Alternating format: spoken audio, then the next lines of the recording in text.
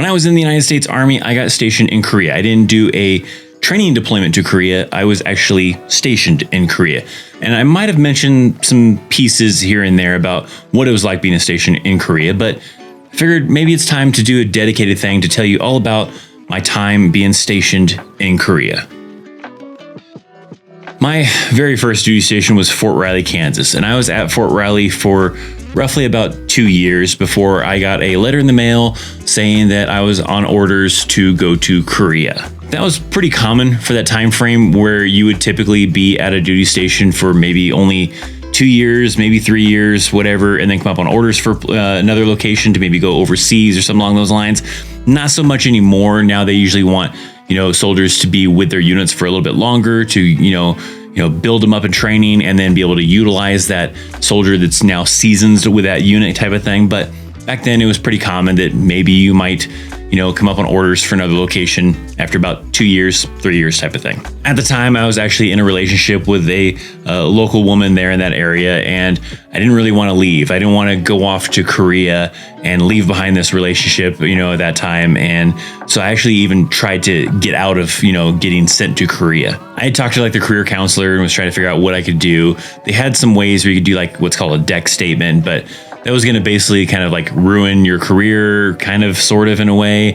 At least that's what they kind of made it out to kind of feel like. And then they also said it wasn't really guaranteed that you would not come up on orders maybe 6 months later or a year later, kind of a thing. So it really, in the end, it turned out to essentially be pointless. At least that's how they kind of made it out to be. So I essentially was just sucking it up, and I was like, okay, screw it. I'm going to go to Korea. Now, Korea wasn't bad, right? I'll get to the stories about being in Korea and everything, but Korea wasn't bad, but I just was kind of in this situation where I think I was afraid of change, right? I was kind of already used to Kansas. I was used to Fort Riley. I was in a relationship, so I was a little bit worried about going somewhere different, going somewhere else, going to another country type of thing. So I cleared Fort Riley and went off to Korea, and I showed up to Yongsan, Korea, which is in the Seoul area of Korea. The main thing I always remember from showing up in Korea is showed up and we had this room that we were all kind of gathered up inside of, and everybody's kind of taking a seat. Once we flew in, they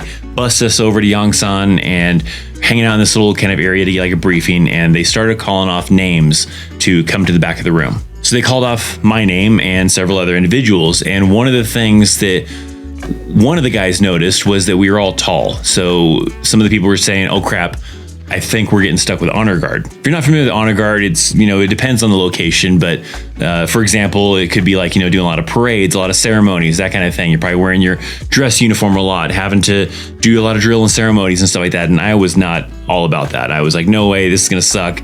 So we were kind of starting to think that crap, because we're all tall, we're probably going to the honor guard. Turned out not to be that. So this other representative from the JSA, which I had no idea what the hell that even was, but he introduced himself as Sergeant so-and-so from the JSA, and he wanted to see our little packets, because we all had packets that basically had information about us. It was called the 201 file, or I believe it was called that, but you had all this information about what you've done in the Army, if you got Article 15s, date of rank, all that kind of stuff. So he's taking a look at that because he's looking to make sure that none of us had any past Article 15s. I think there was one guy who had an Article 15, last, several months or whatever it was. And so that person got excluded. He gave him back his packet and told him to go sit back down. The rest of us, he's like, all right, you guys are gonna be coming with me and loading up onto this other bus. So everybody else, they stayed behind.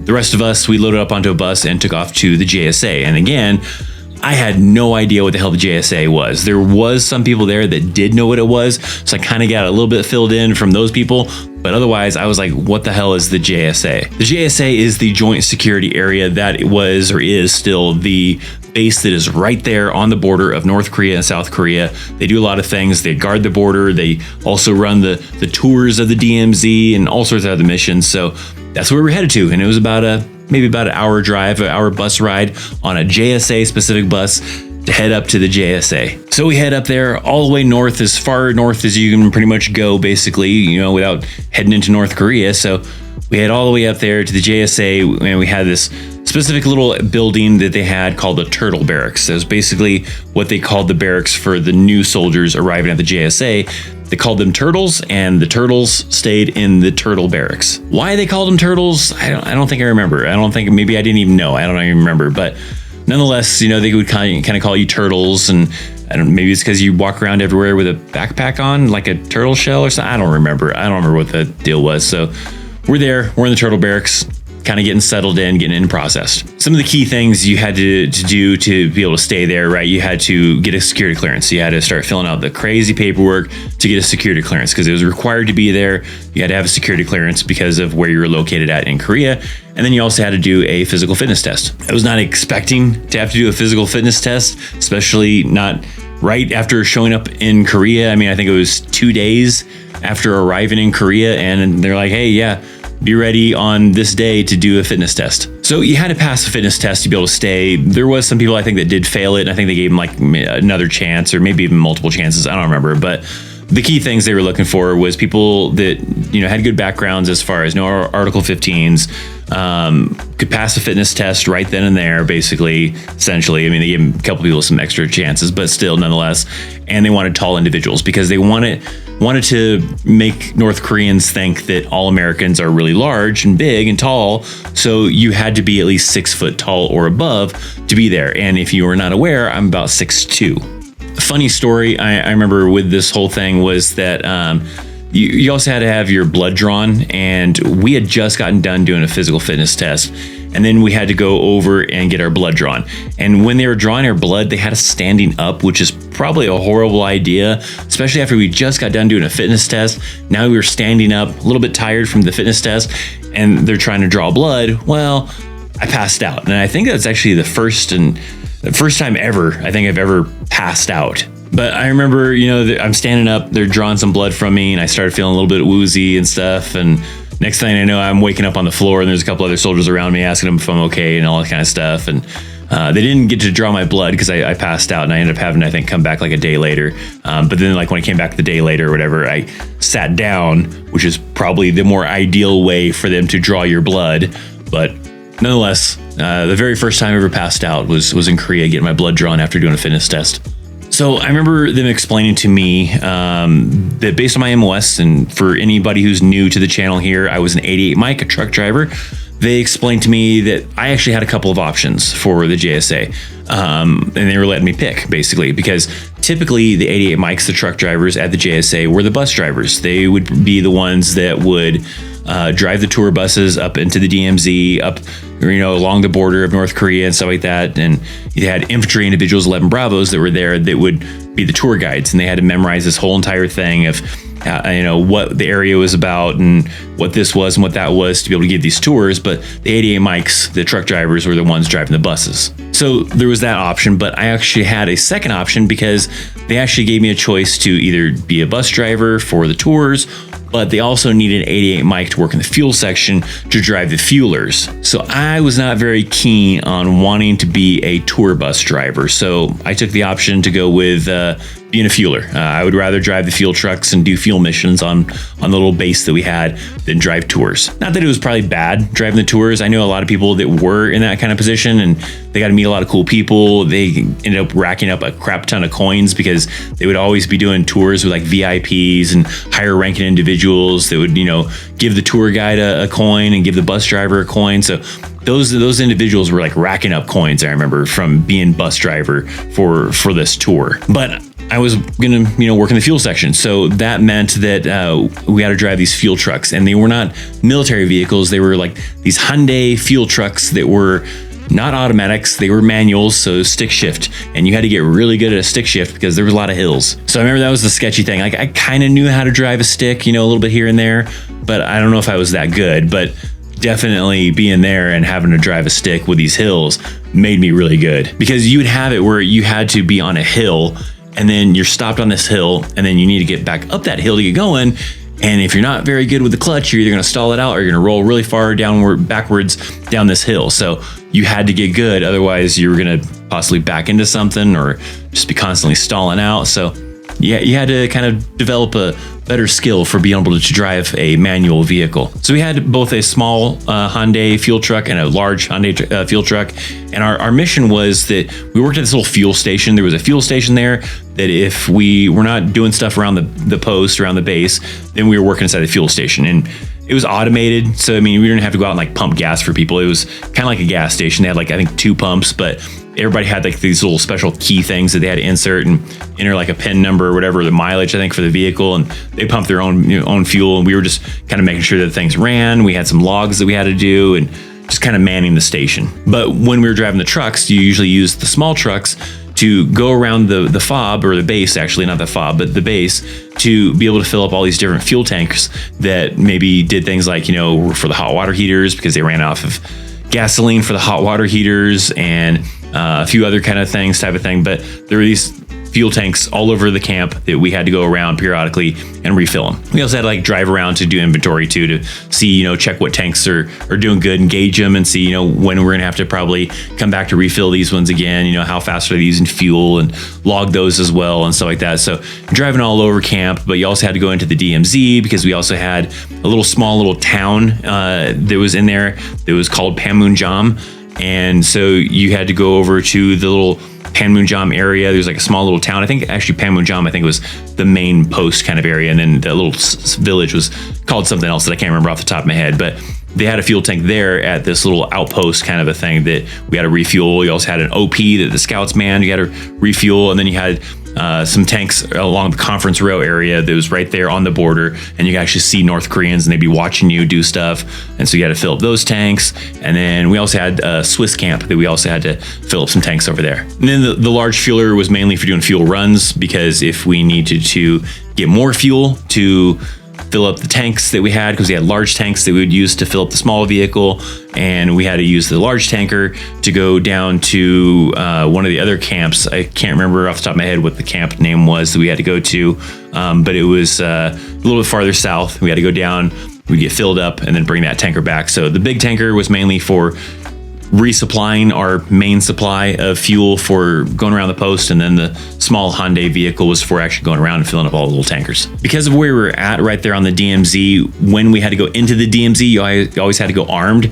So if you were going to go, like we were going to go, fill up some fuel tanks or something like that, we'd have to stop by the arms room, check out our 9mm. You had a 9mm that you had. We had a pistol belt with a special JSA belt buckle that had to go on there, and you had the holster for it and stuff. And you always had to go into the DMZ armed with a loaded 9mm. So you'd be walking around with a loaded 9mm and everything. And we had these MP Bassards, whatever. I still have mine around here somewheres. And actually, I think isn't it up there? Where do I have mine? I could have sworn I had it hanging up somewheres. I'm gonna have to figure out where I do with that thing now. But you'd have to wear the armband, and we even had a special little tab sewn onto our uniform to make it to where it was like a Velcro to be able to hold the armband on and everything like that. But it said MP, had your name, it said JSA on it. Even though we weren't MPs, I think a lot of people just assumed that a lot of us were MPs. But for the armband, just said MP, military police, or just said an MP actually with your name and stuff on it. But you had to wear those when you went into the DMZ as well. So you had the armbands, and you had a loaded pistol you had to wear when you went into the DMZ. So we'd be up there doing fuel operations. We'd see North Koreans all the time. North Koreans would be watching us and stuff. And we were not supposed to like wave at them or do anything like that. But, you're in the area and you'd see them all the time. And we'd see Swiss, those people we could talk to. We could talk to the Swiss individuals. But, you weren't allowed to, supposed to try to talk to the North Koreans, try to interact with them, try to wave at them, try to do anything. I probably have some photos of probably the North Koreans you can probably see. But you weren't supposed to, of course, talk to them or anything. They never tried to talk to us either. So it wasn't like really a problem anyways, because it wasn't like they were trying to communicate with us. They were always just there, kind of just watching what we were doing. Now, also because we're right there on North Korea, we were not allowed to like leave whenever we felt like it. So like if we were done with the duty day and, we wanted to go, party, whatever kind of a thing, you had to stay on post. That was because they had to maintain a certain percentage in case, let's say, North Korea decided to attack. They have to have a percentage of individuals there to be able to try to defend. Probably was not enough of us at that time to really be able to do much but slow them down. Maybe reinforcements could get there fast enough. There's a lot of deterrence to slow them down and try to prevent them from being able to easily get there. But nonetheless, manpower wise, they're depending on how large of a force was trying to invade, probably from North Korea, it'd probably be a little bit challenging. Especially, there was another base nearby called Camp Greaves, but then after that, it was a little bit farther away before the next camp was available to come back us up. The arrangement of things now are a little bit different. I don't know if I think they have more people now at the JSA than they did before. I don't think they use Camp Greaves anymore, and I think they have other installations that are actually a little bit closer to now. But nonetheless, we weren't able to just leave post whenever it felt like it. So if you wanted to go off post to go to like Seoul or down south or whatever and kind of explore Korea and have a good time, like a lot of people maybe talk about for partying in Korea, you had to do so on your 4-day pass, which we got one 4-day pass per month. So you'd put in for which 4-day pass you'd want. You work it with your platoon to make sure the whole entire platoon's not taking the same weekend, but you kind of, alternate ones, hey, I'm going to choose this weekend, and X amount of people were allowed to take that same weekend if they wanted to, but not the whole entire platoon and all that kind of stuff. So you pick which weekend you wanted to take off to go down south, to do whatever you wanted to do. And that was your 4-day weekend to be able to enjoy and go check out the sights and have fun. We also had our own JSA bus that would go from the JSA all the way down to Yongsan in Seoul, because in Seoul on Yongsan is where we had like our S1 and everybody else for certain higher things, right? We had an S1 shop there on the JSA, but if you had something a little bit bigger than what they could handle, then you had to go down to Yongsan to take care of it. So they had a bus that would go there actually daily. Every day, a bus was going down there, and they would stay down there until 1500. And then at 1500, they would head back up to the JSA. So you had a bus that was basically going down that you could utilize for free to get down to Seoul. So that's typically what we would do. We would catch the bus to go down to Seoul. They have this hotel that was on Yongsan, which that Yongsan isn't there anymore. It kind of got shut down basically. And they have a smaller Yongsan that's, I think, farther away from Seoul or something like that. But at that time, they had the hotel that was on post called the Dragon Hill Lodge. And for individuals stationed up at the JSA, they would actually reserve X amount of rooms to be available for JSA personnel. So even though the Dragon Hill Lodge might have been sometimes sold out due to, busy timeframes or whatever type of thing, they usually had X amount of rooms that they'd still reserve for the JSA individuals. And you usually have to just let them know ahead of time, hey, tell you like your S1 or our S1, we'd have to tell them that, hey, I'm going to be staying in the Dragon Hill Lodge from this day to this day, and they could, reserve one of the rooms that are specifically reserved for the JSA. I think we even got a discount too. We would even get, I think, a discount. So it was pretty easy to stay at the Dragon Hill Lodge. And so, a lot of times I'd go down south and I'd stay in the Dragon Hill Lodge. I did end up dating someone while in Korea. There was this girl that actually grew up in the United States. She went to high school, went to college in California. So she was very Americanized, but she was Korean. And then she moved back to Korea with her family and was an English teacher in Seoul. So usually, during that 4-day pass, I would hang out with her. And it was great because, it was basically like my own personal, translator, because, she would take me to go check out the sites, and we would hang out, and she could translate for me. And if I had questions, she could, ask the person in Korean and be able to translate stuff, and she'd be able to tell if this is a good deal or if I'm getting ripped off. And so it was very convenient, it was nice, and it was, I ended up dating that person for a couple of years actually. And, I was able to check out a lot of sites because I had somebody, that I was seeing that, was able to take me all over the place and knew all the cool places to go and was able to translate stuff. So there was no real issue with the language barrier. While I was in Korea, that's when the Iraq War was really kicking off. I mean, September 11th happened while I was in Kansas, but the Iraq War was really kicking off while I was stationed in Korea. And normally Korea is a 1-year tour. If you're actually being stationed there, then you'd be stationed there for 1 year, and then you'd PCS or get moved back to the United States or wherever else it was you're going to. But because of the Iraq War, they were actually involuntarily, which means you didn't have a choice, extending everybody for an extra 6 months because the units back in the States were deploying to Iraq. So because those units were deploying to Iraq, they didn't really have a lot of people to send to Korea to replace us, because typically they would have to replace you before you went back to the States. So when your year was getting ready to come up, usually another person was arriving around that time, maybe like a few weeks, maybe a month or so before you're supposed to leave Korea type of thing. And that was kind of like your replacement basically.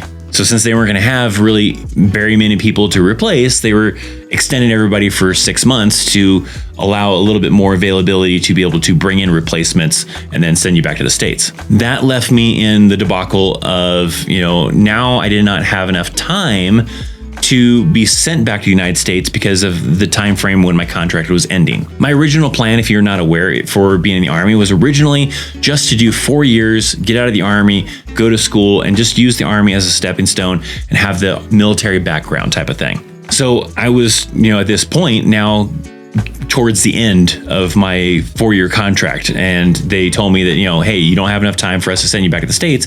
So that means you're gonna have to try to get out of the Army from Korea, which definitely complicates things because it makes it hard for you to line up a job, line up a place to live, all that kind of stuff, unless you're just gonna go move back with family and stay with them and then kind of figure things out, which I was not about to do. So I ended up re-enlisting and ended up making it a full year extra to be in Korea. So I ended up spending 2 years in Korea and, re-enlisted and got a choice of where I wanted to go from there. And I also think got like a $2,000 or $3,000 bonus. One of my funnest memories that I remember from Korea was the best time I had ever partying. At that time in Korea, they still had curfew. So that meant that if the next duty day was, or next day was a duty day, then that means curfew was midnight. But if the next day was like a weekend or a holiday, then curfew was 2 a.m. So you were not supposed to be off post past that time. And if you were off post that time, then you need to be in your hotel, in your place you were staying. You couldn't be out on the streets and, checking stuff out or doing whatever. You had to be back on post or in your hotel. So me and this NCO that I had, he was actually my squad leader. I was a specialist, and you're not supposed to, specialists aren't supposed to be hanging out with sergeants, but I did. We went to this area called Hongdae, and it was an off limits area at that time. I don't know if it still is, but at that time it was off limits, but it was also far enough away from the post that we had what was called courtesy police. They would basically kind of patrol different areas and make sure people weren't out past curfew and not getting in trouble and stuff like that. And that place was kind of far enough away that they didn't actually patrol that area. Well, in that area, they had this strip that had a bunch of bars in that area. And those bars and clubs did not close down until 7 a.m. So me and him, we showed up down there around 10 o'clock p.m. and we partied all the way until the sun came up. It was wild. It was crazy. We had a great time. And then we went and got some really cheap motel off post for essentially $20 and just crashed and went to sleep. It was great. It was a good time. I never did anything like that ever again. I don't think that I can remember, but it was the only time I partied all the way into the night, at least publicly, other than being maybe at a friend's house or something like that. But publicly at clubs all the way until the sun came up. It was great. It was a fun time. So overall, Korea was fun. I got to meet a lot of celebrities while I was in Korea. It was also really cool because of when they would come to visit us, there wasn't a lot of people there. So it was very easy for you to get a chance to meet them without having to wait in a really long line. But overall, I ended up having a good time in Korea. I enjoyed being in Korea. I wouldn't mind maybe going back just for a little bit to visit and check out some of the sites again, maybe for a couple weeks, maybe a month or something like that. I wouldn't want to spend another year or 2 years there, but nonetheless, it was fun. I would recommend it if you're thinking about getting stationed in Korea, you're worried about it, or you're curious about it. It's fun. It's a good time. For my veteran viewers out there, if you got stationed in Korea or maybe even overseas, let me know in the comment section down below. What was it that you enjoyed the most, especially about Korea and that kind of a thing? But make sure you're subscribed to the channel. If you want to check out some more of my videos, I got this video right here that you can go watch. Check out links down in the description box down below. Hit that thumbs up. I'm Christopher Chaos. Thanks for watching. I'll see you next time. See ya.